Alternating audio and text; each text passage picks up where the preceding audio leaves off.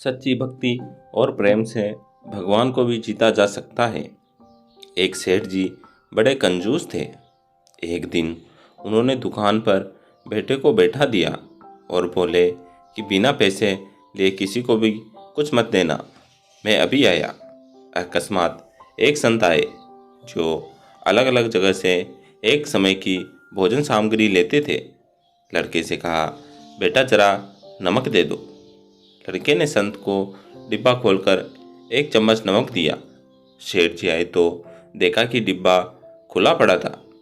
शेठ जी ने कहा कि क्या बेचा? बेटा बोला, एक संत जो तालाब पर रहते हैं उनको एक चम्मच नमक दिया था। शेठ का माथा ठनका और बोले, अरे मूर्ख, इसमें तो जहरीला पदार्थ है।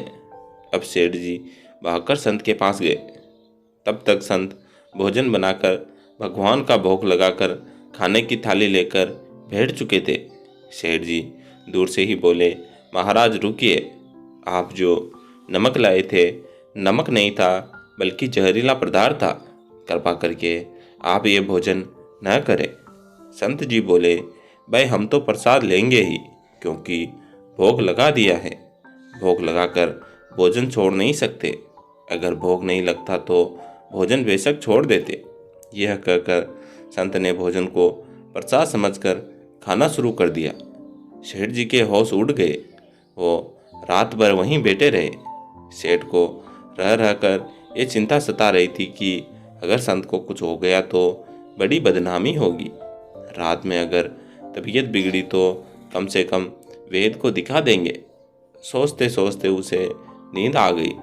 सुबह रोज की तरह संत जल्दी उठ गए और नदी में स्नान करने लगे।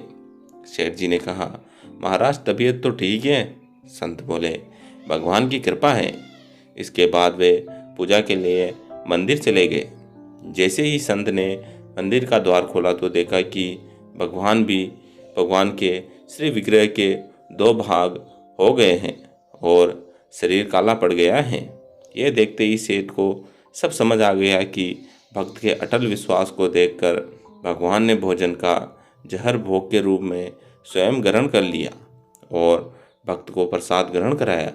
इसके बाद सेठ ने तुरंत घर जाकर बेटे को दुकान सौंप दी और स्वयं संत की शरण में आकर भगवान की भक्ति करने लगा।